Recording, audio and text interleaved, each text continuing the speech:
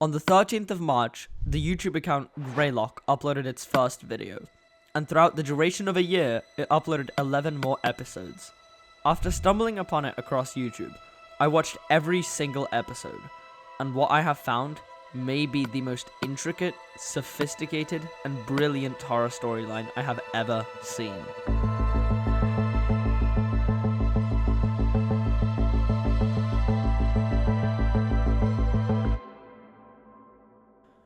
Beginning with the first episode, an unknown individual extracts data from a Semiodyne computer system. Who's actually watching the computer and what Semiodyne is a mystery. And the episode has no real meaning without watching further. And neither does the second one. All it shows is dashcam footage of somebody getting out of a car, seeing a ghost, and then the dashcam footage again, followed by a loud thump on the car.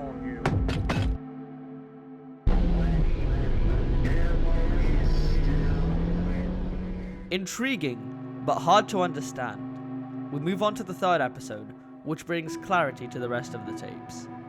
The third episode is packed with information, and pretty much all of it is vital to the storyline. To sum it up, there's an organization called Unit 13. The people who work there study parapsychology, and they have tapped in on some information that could lead to immense power. Thought forms. A thought form is the manifestation of a person's will, emotion, or another deeply energized state into a semi-physical form existing as an extension of the person, but also as its own independent identity. So basically, a thought form is like an imaginary friend who you can create, except everyone can see it and it can interact with the world, and think for itself like any other living creature. Project Stargate has found out that it's possible to create these thought forms intentionally, by a single person or a group. They can also be made unintentionally, but they are always manifested from the deep will and focus of a person in an emotionally deep state of mind. After existing for a long period of time after its manifestation, a thought form can take on a physical appearance, depending on the influence it has received from people, animals, or its general surroundings. It'll usually make its appearance similar to that. They also get more powerful over time! Isn't that great? They can also come in forms of essences, or basically ghosts. People can make contact with them through Ouija boards, and the thought form can respond with moving objects, manipulating electricity, or speaking short phrases.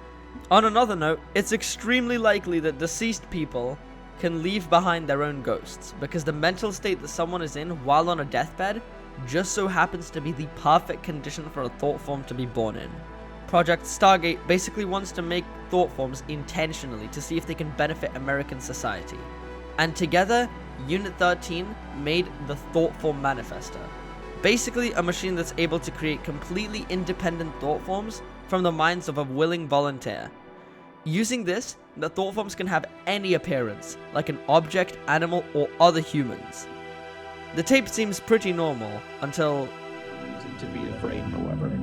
All thought forms are docile by nature, and while they may look or behave in a frightening manner, and though they are capable of making physical contact, they pose no threat to humans. Once your session in the thought form manifester is completed, your thought form will be securely transported directly into a containment chamber. Thought forms are unable to pass through the barrier of manifestors and will not be capable of causing you any issues. There are some very rare... We are being lied to. Every time the tape glitches, it is lying and holding back information from us. This basically means that the thought forms could be and are dangerous to humans, and they can, and likely already have, escaped their containment chambers. We are also given two names to keep track of: Dr. Bernard Hayes and Alexander Michael Marsh. Dr. Bernard is the leading scientist in this operation, and Alexander Michael Marsh is the person that this tape is made for, because he is one of the willing volunteers to go to the Thought Form Manifester. After that, we have a decent idea of what thought forms are, how they're made, and how they operate and behave. And with this, we are led into episode 4. To begin, it's people in a house going to sleep and turning the lights off. The unknown person recording then walks up to the house, sets the camera down, and enters through a window. They find the stairs, and we hear this.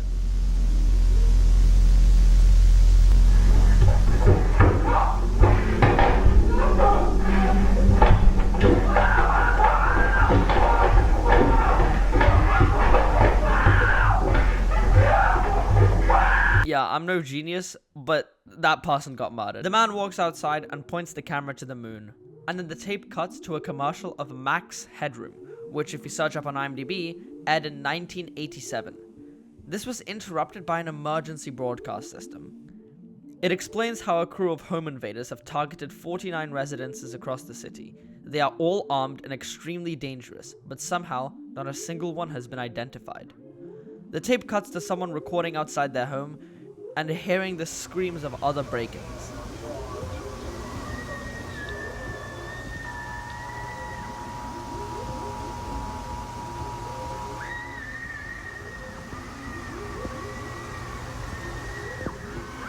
Then as they go to close their window, a hand stops them, followed by some flashing images, most of them looking like some pretty nasty gore, representing the victims of the break-ins. From what we saw so far, there's a crew of home invaders. We witnessed a home invader recording themselves and actively killing someone, and the character at the end is presumably killed as well by a home invader. What's weird is this happened before the Thoughtform Manifesto was made. The advertisement aired in 1987, and the Thoughtform Manifesto wasn't made until 1993. What this means is this is likely a human's doing. And with this, we move into episode 5. Well, hello again, Tiffany. Oh, hi Wanda. Nice to see you. Nice to see you too. No dad this time. A pregnant woman named Tiffany Grisaldi is getting an ultrasound of her baby, who she wants to name Maxwell Marsh. Let's get some measurements to see exactly how much he's grown.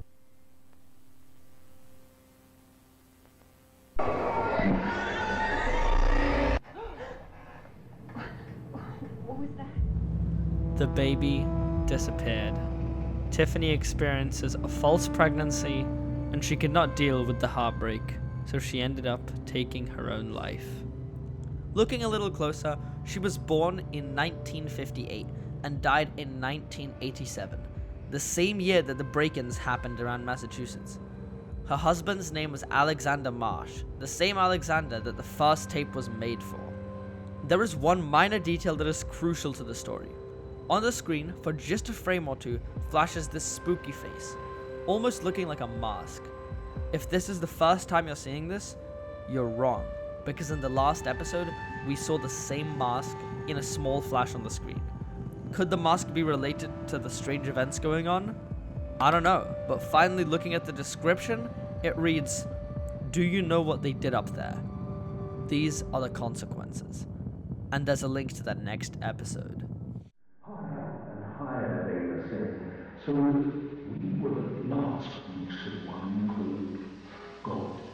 And there, on his apex of infinite knowledge and power, we will approach and look him in the eye as an equal. It begins with a speech by Dr. Bernard Hayes about the manifestation of consciousness. This makes sense because he was the leading researcher of Unit 13. The tape quickly cuts off to a Semiodyne interface, the same one seen in the first and third tape. The computer addresses the user as Frank Porter, but when asking for credentials, the login is overridden by a new user. This means whoever's looking at the computer probably shouldn't be. There are multiple messages sent by Paul Morelli, the head of the Morelli Construction and Mining Corporation. The messages span from March 24th, 1987 to March 30th, 1987, the same year that the break-ins and the false pregnancy happened. The first message is Paul checking in with Frank about their operation on Mount Greylock. He reports finding tunnels inside the mountain and that there are carvings and writings on the walls. People have lived there before, back in the ancient times, and he's surprised that nobody's discovered this. He says that they'll continue exploring, and the message ends. The second message tells us that most of the men in the crew have some sort of sickness. He also says that somehow the tunnels are wired up with lights, but when he asks the crew if they did it, they have no clue either. They do recall seeing something though, not in the caves, but running around in the forest, keeping its distance. They insisted it wasn't an animal, but a tall man. In message 3, Frank Porter sent out someone to take pictures of the tunnel. When he was returning, he fell sick and they basically had to carry him back to the car. There was an archaeologist in the crew named Arnold Rivers. He said that there were ancient artifacts in the tunnel. Message 4 isn't any good. Paul is worried and seems on edge while talking. Frank, Something ain't right here. Crew's getting worse, more sick. I feel okay so far, but I don't know how long that's gonna last. I saw that thing the guys have been talking about last night, stalking around in the tree line. I swear it had a face. Anyways, just call me back as soon as you can, Frank. Message 5 isn't any better. Paul is desperate for a response. All our food is rotten, totally spoiled and covered in maggots. It was perfectly fine and stored. There wasn't any problems with the generator, even if we lost power. I mean, it's the end of March. All our food looks like it's been left out in the heat for weeks. No idea what's going on. Please call me back. In message 6, Paul saw the creature again, and the crew decided to set up hunting cameras around their camp to see if they could catch a glimpse of the creature stalking them. The next piece of footage is from the hunting camera, and it shows some mist go past the screen. This could potentially be an extremely abstract thought form. We don't really know though. Message 8, I don't even have words for. Message 8. March 29th, 10:13 p.m. Frank, it's Paul. Holy shit, well, a lot of the crew here is sick now, and they're sort of like unresponsive. We tried emergency contacts for them, but they just keep ringing. The phones, they just kept ringing and ringing and ringing. Nobody picked up from any number we tried. Nobody picked up. No answer machines either. Made a call to the hospital, and same thing. Just ringing. Just tried 911, still nothing. I figured the phones were fucked up, but the machine actually picked up.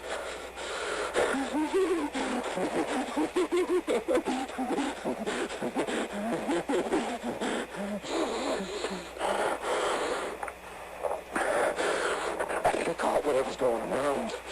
My skin, it feels tight. A lot of pressure behind my eyes. My teeth feel like they're humming, vibrating. You know what? This all started when we came across that tunnel. I feel like I need to figure out what's down there. I think whatever's down there could help my crew. But most of all, I feel like something really bad's gonna happen if I don't go down. So I'm going down tonight.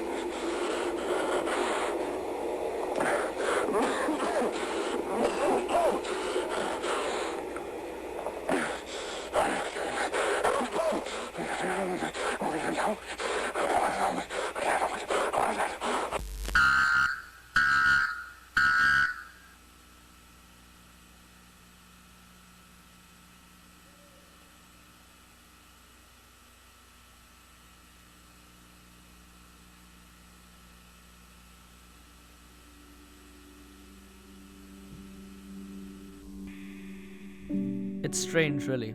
Something feels off. How are they using semiodyne technology? And for some reason, Frank told them he should only contact him if they have issues, and the phone doesn't work for any number other than Frank. Semiodyne is a very corrupt corporation, leading Paul and his crew into what they know is a dangerous operation with no way out. They let them die, and they let them suffer. Message 9. March 30th, time unavailable.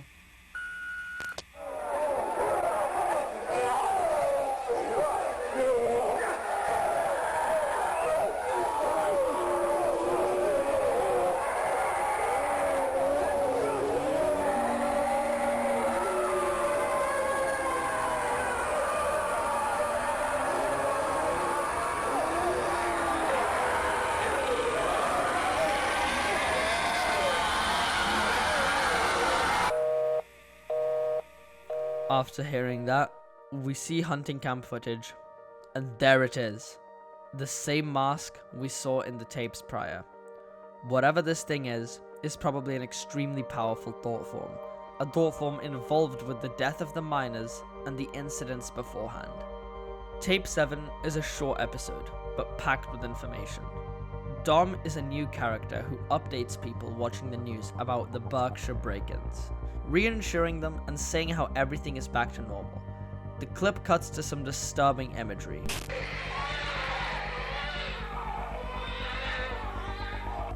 And then an image of his mangled face, with the tape calling him a liar. In the tape, we are introduced to Jim Milgren, who was a former police officer and is now a private investigator, who talks about government corruption.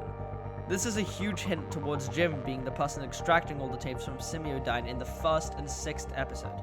And what we are watching right now are all the tapes extracted from the Semiodyne system in the 1st episode. The puzzle is slowly starting to fall in place, but to find all the pieces, we have to move on to episode 8.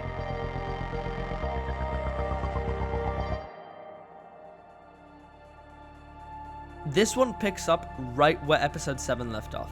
It begins with the GBS exclusive Alan scolding the producers of the broadcast because of how the show went. It seems like the episode prior was hijacked and broadcasted to all the viewers watching. This includes the glitches in the tape and Dom's mangled face. We also learned that Alan has been trying to reach Dom to put out a statement to calm the public, but he couldn't reach him.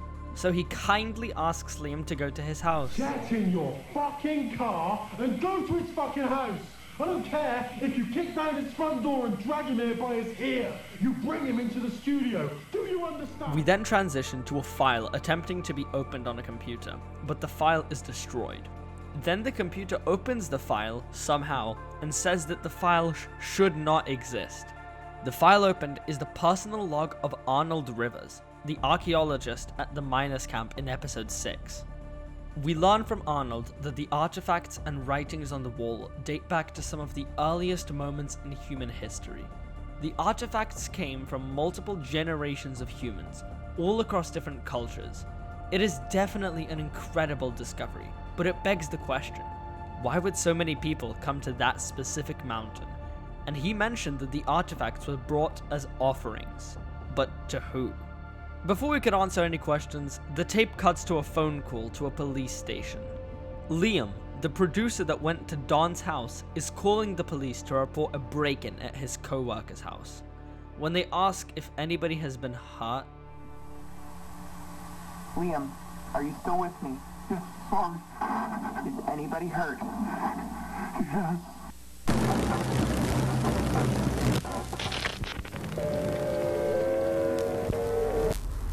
Don has been murdered, and the broadcast earlier was a foreshadow of his death. We cut back to Arnold talking about the mountain. Constructed out of the mountain stone, along with evidence of mass animal and human sacrifice. And the carvings in the walls of these sacrificial chambers, I couldn't recognize a single familiar symbol, and it made me sick to even look at them. Let me be clear. I am not, nor have I ever been, a religious man. But there's something in that mountain. Something people of countless cultures over the history of our planet have been worshipping, but I don't know why. But I can feel it. Whatever's down there, I can... After this, Arnold made the choice of quitting the project and leaving the mountain forever because he didn't want to put his own safety at risk. The tape then cuts to the victims of the mining incident, and it plays some before and after images of the miners at site, all of which were not pretty. The miners have turned from regular people into insane murderers with cannibalistic attributes in result of the incident at the campsite. We then cut back to Arnold, describing that ever since he was at the mines, he has felt a looming threat and experienced paranoia, thinking that something is always watching him. He has hired a private investigator to help him find out more information about this, and as he speaks, he hears the basement door open. This can't be. Oh my god, that's a basement door. No. Camcorder. Oh, where's the damn camcorder? Here it is. Thank God. He hides in the closet with his files and turns on the camcorder. He says that if anything happens to him, to give the files and the camcorder recording to Jim Milgren, the same officer who we suspect is extracting these files. We can hear the intruder walking around the house, and Arnold goes quiet.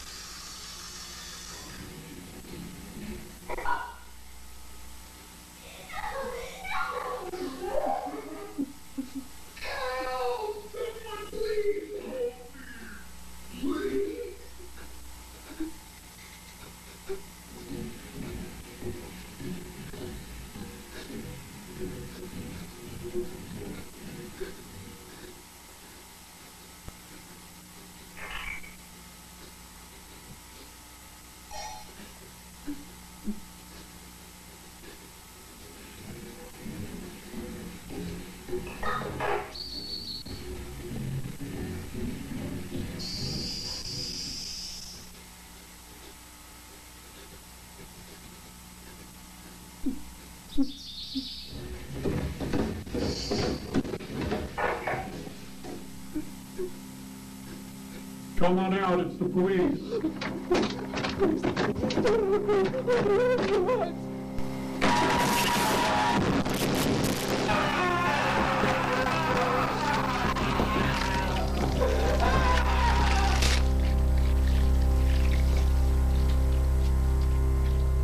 Here it is again. The mask that is accountable for the incidents on the mountain, and the one that was involved in the pregnancy phenomena and the break-ins. We know a lot now, and after a few hours of putting it together and 9,000 words of writing, I have figured out a way to connect everything. From what I can tell, inside of the Mount Greylock lives an extremely powerful thought form. Semiodyne somehow had obtained this information and sent off a crew to mine into the mountain and conduct research. Upon opening the mines, they had let out a powerful thought form, which was worshipped for years by many cultures. It had sacrificial rituals done for it, and it had been alive for multiple thousands of years. The thought form had infected the minds of the miners, making them go insane. It had rotten away all their food and made them paranoid by stalking around them. In the final message of Tape 6, the screaming herd is the miners running to the homes and villages, and the same miners that went insane were the home intruders, which broke into homes and cannibalized the residents. This is also hinted towards by the intruder in episode 4 wearing a thick glove, similar to the one that a miner could wear. None of these intruders were clearly identified due to their facial malformations from the illnesses that the thought form had given them. From what I could assume, the thought form didn't wish to be uncovered from the cave, and so, in response, it created these weird events in spite, like the pregnancy phenomena and likely the bodies fallen from the sky, which we weren't told much about yet. The masked creature that killed Arnold is likely the powerful thought form, because all of the events including it happened right after the cave is opened. An interesting thought is that the thought form has the ability to control other people's minds.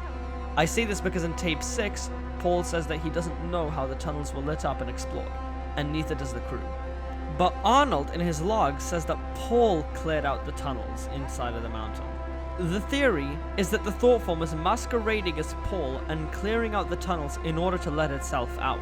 But then why would it cause all the events in consequence? Another way to support this is that the miners went insane because the thought form controlled their mind and made them think of a way to destroy their brain. This is supported by information gained in a later episode. We also know that the thought form harnesses high intelligence, because Arnold mentions that his house was unlocked. Knowing this, the creature must have followed him home and hid in his basement, waiting for the perfect time to attack. Another theory is that the masked creature could be associated with Semiodyne, and the company could use it as a way to silence anyone that speak up against them. The reason I think this is because the creature killed Arnold right as he was talking about the incident, despite waiting for days in his basement. As for the tapes themselves, when Arnold's log was opened in the Semiodyne computer system, the file was supposedly erased, and when it was restored, the computer stated that this file should not exist. This is another sign of Semiodyne's corruption, as they tried to sweep evidence against them under the rug. This is a huge indicator that the tapes we are watching are very likely in the perspective of Jim Melgren, and his private investigation, collecting evidence against Semiodyne and going through their computers. That is why at the beginning, he was extracting data from the Semiodyne system, and the reason the whole series is recorded and put on camcorders or logs is because they are the exact thing that Jim Melgren sees. Putting together the story of the Greylock series is like putting together a puzzle while playing hide and seek with each puzzle piece. But the story is incredibly interesting and rewarding once you start connecting the dots and finding references between episodes. There are still multiple episodes that I haven't covered, and there are many more episodes to come before the series concludes. So tune into the next part of this video documentary to find out the rest of the story behind the Greylock series.